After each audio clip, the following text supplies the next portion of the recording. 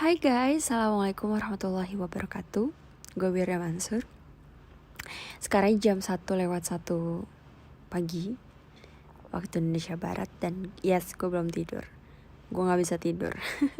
Jadi karena gue gak bisa tidur, terus gue pikir kayak udahlah, daripada gue gak jelas geratak-geratak sana sini, mendingan gue bikin podcast aja gitu kan.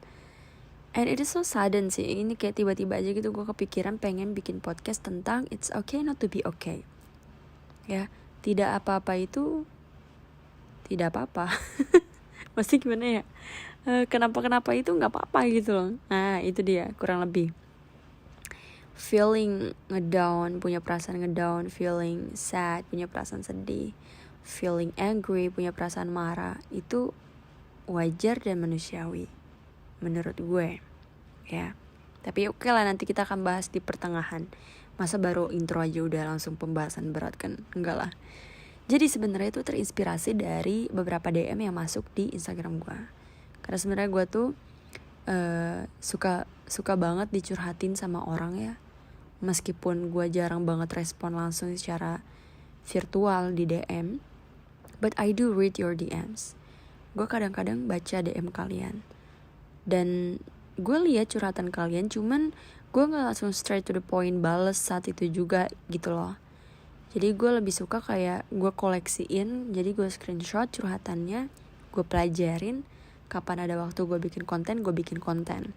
Karena menurut gue kalau jawaban itu di-share ke banyak orang, karena gue yakin sih banyak banget juga orang yang punya persoalan hidup yang sama gitu. Jadi biar manfaatnya makin banyak.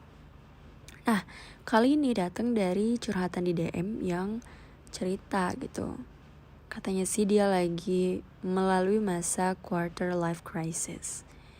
Itu juga lagi nge-hype banget di kalangan milenial ya. Jadi ada kata-kata insecure, ada quarter life crisis, ada feeling not confidence, ya gak percaya diri. Dan so on lah, banyak banget lah kata-kata yang lagi nge-hype sekarang di kalangan milenial. Walaupun sebenarnya itu bukan tren ya guys, itu tuh mental health, itu kesehatan mental ya. Jadi jangan apa-apa lu kaitin. Misalkan nih hari ini outfit lo lah, jangan baju lah biar keren, hari ini outfit lo lagi gak oke banget gitu kan. Misalkan lu kayak lagi kayak jemuran baju gitu, kerudung pink, baju hijau, bawa kuning gitu kan. Udah gitu tas lo warna merah, gila gak tuh? Kurang ondel-ondel apa coba? Terus lo karena ngerasa kayak outfit gue lagi gak bagus banget, gue insecure deh. Insecure itu bukan kata-kata yang bisa lo mainin, tau gak sih? Kayak it is something else gitu. Itu sesuatu banget dan itu menyangkut sama mental health gitu. Jadi please banget ya. Okay. So anyways ya, banyak banget anak-anak remaja yang sedang melalui masa-masa galau, masa-masa ngedown, gak percaya diri. Dan gue yakin hampir sebagian besar anak-anak muda tuh pasti melalui fase-fase itu. Awalnya gue pikir mungkin karena karena terinfluence gitu ya, terpengaruh karena dari keadaan, kemudian tekanan sekitar dari orang-orang. Kan gue juga gak paham masalah orang apa aja. Atau emang dia kurang tahu kapasitas dirinya apa, kemampuan dirinya apa gitu ya. Atau emang karena lagi usianya aja gitu. Karena gue pun ketika umur 14, 15, 16, 17 ya, gue melalui masa-masa menurut gue kayak big question gitu loh. Kayak gue bertanya-tanya sama diri gue sendiri gitu. Itu wajar lah, hal yang akan dilalui lah hampir sama setiap sebagian besar remaja, dimana mereka akan mempertanyakan tentang diri mereka sendiri. Mulai dari kayak kenapa sih gue terlahir seperti ini. Terus dia mempertanyakan keluarganya, mempertanyakan dirinya, mempertanyakan cita-citanya. Itu adalah fase-fase dimana kita banyak nanya gitu.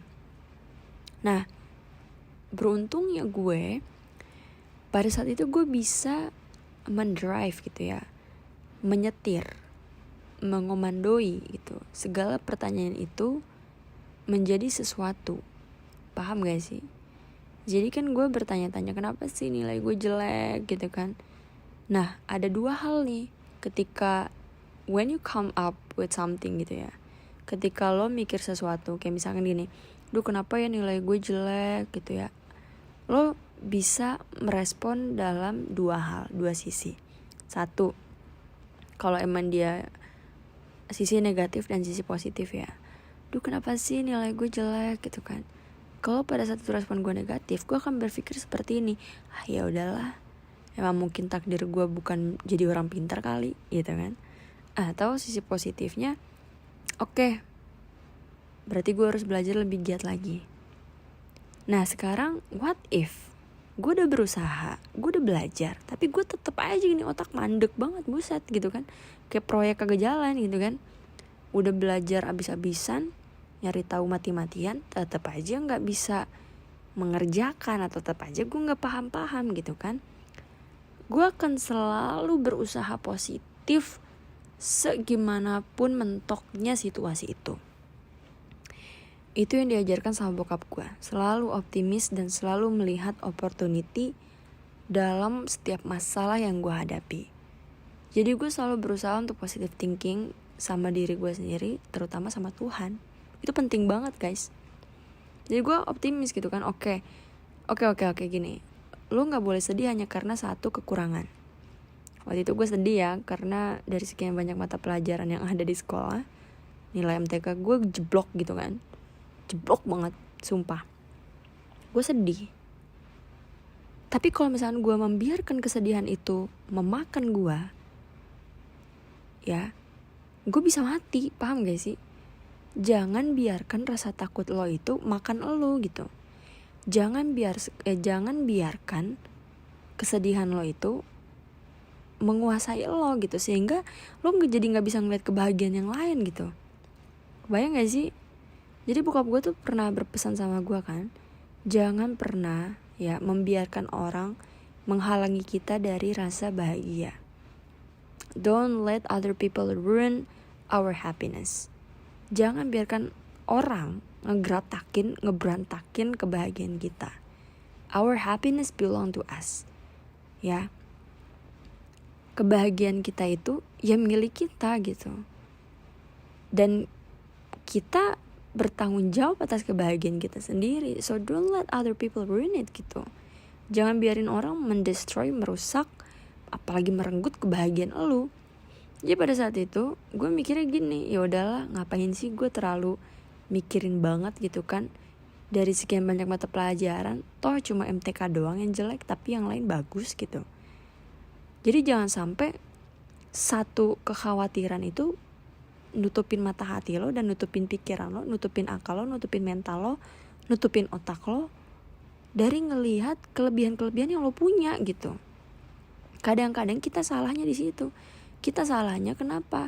Karena kita kalah gitu sama rasa-rasa insecure tadi gitu kan. Wajar dong punya insecure sama nilai. Jelas lah yang lain teman-teman gue lebih pinter, kok gue enggak gitu. Akhirnya dari situ gue berangkat gitu, belajar menemukan kebisaan gue di bidang yang lain. Gue kejar tuh mana yang sekiranya gue tuh jago. Oh ternyata gue jago di bahasa Inggris. Oke, gue kejar, gue bener-bener seriusin belajar bahasa Inggris karena emang gue suka gitu kan. Gue kebut tuh, gue kebut gitu kan baca buku bahasa Inggris meskipun gue gak ngerti. Dan yang penting baca aja gitu kan, membiasakan diri dulu gitu. Di situ gue lihat lagi mana nih yang gue bisa. Oh ternyata gue bagus di ngaji gitu kan. Ya udah gue kejar dan gue ngebut di ngaji gitu. Jadi untuk for some time gitu ya, untuk beberapa waktu gue melupakan dulu nih sejenak apa yang menjadi kekurangan gue, dan gue kejar apa yang menjadi kelebihan gue. Setelah gue betul-betul mengejar kelebihan itu, udah stabil, udah bagus, signifikan, baru gue perlahan-lahan memperbaiki apa yang menjadi kekurangan gue. Cuman catatannya satu, jangan songong, jangan sombong. Rata-rata orang begitu dia tahu kelebihannya apa, dia ngelakuin cara gue nih. Oke, dia melupakan dulu kekurangannya, dia kejar kelebihannya. Begitu kelebihannya udah dikuasai, udah jago banget, dia kelewat jago gitu. Jadi kayak lupa sama kekurangannya. Padahal ini pun jangan ditinggalin gitu. Kenapa? Karena apapun yang kurang bisa ditambah. Paham gak sih? Kadang-kadang ini bukan masalah lo beruntung atau tidak beruntung, ini masalah lo berusaha atau tidak gitu. Jadi emang segala sesuatu dalam hidup itu harus diusahakan. Tapi kan balik lagi ya, ada kalanya kita ngerasa ngedown, sedih, itu manusiawi. Yang gak boleh adalah jangan sampai kekhawatiran kita, kesedihan kita menaklukkan kita. Itu yang gak boleh. Justru kita yang harus menaklukkan mereka. Pikirkan gitu, gimana caranya supaya ketidakbisaan menjadi bisa, ketidakmampuan menjadi mampu, oke? Kekurangan menjadi kelebihan. Itu yang harus kita fokuskan, bukan malah pasrah gitu. Ya udahlah. Kadang-kadang emang hidup itu apa ya, derajat hidup paling tinggi itu ketika kita kayak ya udahlah. Tapi ya udahlah itu statement yang negatif loh, tetap aja dilihat dari sisi manapun gitu. Nggak tahu kenapa ya, menurut gue ya, kalau lu nggak setuju sih ya udah bodo amat. Tapi menurut gue, karena emang gue diajarin sama bokap gue, always think positive, selalu berpikir positif, always say positif, selalu berkata yang positif, always write positif, selalu menulis yang positif, always talk positif, selalu berucap yang positif, ngomong yang positif. Jadi kalimat ya udahlah itu terkesan buat gue sendiri kalimat yang negatif gitu. Jadi gue paling gak suka gitu pasrah sama hidup, pasrah sama gimana gitu ya, kalah gitu dalam emang kadang-kadang gini, bedain yang namanya ikhlas sama obses gitu kan. Boleh gak sih kita optimis? Ya dianjurkan dong, tapi jangan menolak untuk kalah juga gitu. Ya gak boleh juga kita refuse to lose gitu kan, menolak buat kalah. Ada kalanya emang kita tuh harus belajar gitu. Buat gue bukan sometimes you win, sometimes you lose. Ya kadang-kadang lu menang, kadang-kadang lu kalah. Enggak, tapi sometimes you win, sometimes you learn. Ada kalanya lu menang, ada kalanya lu harus belajar gitu. Nah, hebatnya nih manusia, dia tuh diberikan kelebihan sama Tuhan, sama Allah Subhanahu wa Ta'ala, ya karena gue muslim, kebebasan dalam memilih dalam hidup gitu. We have free will. Kita boleh milih. Lu mau sholat kek, lu mau gak sholat kek, yang penting udah ada aturan gitu kan. Tapi bebas bukan juga bablas gitu. Jangan lu kata ini dunia punya elu gitu. Tidak dong. Dalam satu rumah aja itu ada aturannya. Kenapa? Karena itu rumah bapak lu. Paham gak sih lu Tong?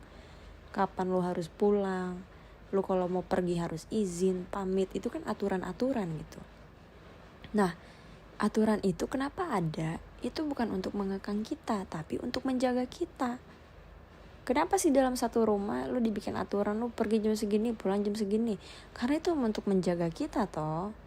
Ya, kalau tengah malam gitu kan, siapa tahu ada kejahatan apa segala macam, kita nggak paham gitu. Nah makanya lagi-lagi kita harus think positif. Oke, balik lagi ke soal it's okay not to be okay. Ada kalanya emang kita tuh capek, and you are allowed to be tired. Lu boleh-boleh aja, sah-sah aja buat lu capek, itu nggak apa-apa. Yang nggak boleh adalah lu berhenti, itu yang nggak boleh.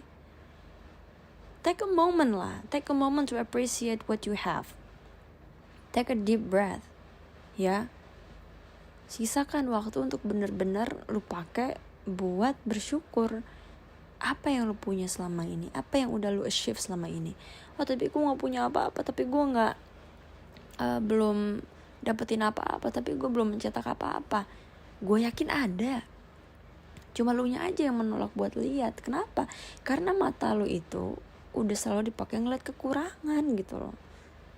Coba deh, sekali aja dalam seumur hidup ya, lu coba, lu pakai kedua bola mata lu, ngelihat lu dari sisi yang berbeda. Jangan dari sisi yang selama ini lu kenal, yang gak bisa, yang gak mampu, yang jelek, yang anu lah, yang itulah, yang gak pinter lah, yang apalah. Coba lu pakai mata lu itu, ngelihat diri lo dari sisi yang berbeda, and you will see the magic. Lo lihat deh nanti seperti apa.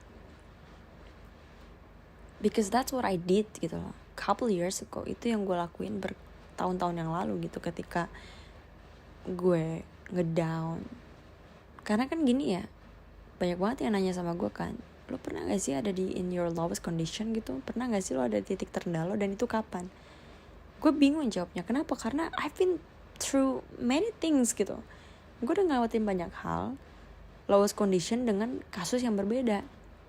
Ada yang lowest condition karena tuntutan keluarga, lowest condition karena tuntutan sebagai pimpinan di perusahaan, lowest condition karena menjadi teman gitu ya, yang gagal memprotect, menjaga, melindungi teman gue, lowest condition sebagai seorang public figure you can call, or influencer yang dibully satu Indonesia. Banyak gitu loh. Lowest condition sebagai murid yang saat itu gagal mendapatkan nilai terbaik sampai dimarahin guru. I've been through so many, and I believe ya, lo pun sama gitu. Lo pun sama melewati banyak hal, melalui banyak hal. Tapi kalau setiap kita sedih, lalu kita dengan gampangnya mengecap ya, memberikan stempel bahwa this is my lowest condition, kalau gitu mana dong yang sebenarnya lowest condition? Ayo. Ya pastinya dalam hidup tuh selalu banyak ujian, ada ujian silih berganti. Satu hal yang harus lo tahu, gak ada ujian yang gak ada jawabannya. Gak ada masalah yang gak ada solusinya. Yang penting kitanya yang harus positif gitu loh. Positif sama diri sendiri, positif sama lingkungan, positif sama keadaan, positif sama Tuhan. Tapi gimana gue mau positif, orang toksik begini-gini? Ya, kalau gitu belajar untuk mempositifkan diri dulu. Udah deh, kalau elunya positif, mau lingkungan lo negatif apapun, insya Allah selamanya akan selalu positif. Tapi tetap ya, kita gak boleh refuse, gak boleh deny gitu bahwa memang orang jahat itu pasti ada. Ya cuman ngapain dipikir, yang penting kitanya jadi orang baik gitu loh. Dan percaya bahwa kebaikan itu akan menemukan kita. Begitu pula kejahatan. Yang penting mah hidup ya, gak neko-neko dah gitu. Banyakin berbuat baik sama orang, gak ngezolimin orang, gak nyakitin orang. Baik dengan perkataan, sikap, tutur kata, jari, itu udah lebih dari cukup menurut gue. Oke, jadi semangat buat kawan-kawan semua yang sedang berjuang saat ini. Remember, you have you. Ingat, lo punya diri lo sendiri. Ingat, lo punya diri lo sendiri. And remember, God is always with you. Tuhan selalu bersama kamu. Allah selalu bersama kita. Don't be sad. Jangan terlalu sedih. Ya, it's okay to be sad. Gak apa-apa, menjadi sedih itu gak apa-apa. Tapi larut dalam kesedihan, itu yang gak boleh. Ya, istirahat boleh, berhenti jangan. Assalamualaikum warahmatullahi wabarakatuh.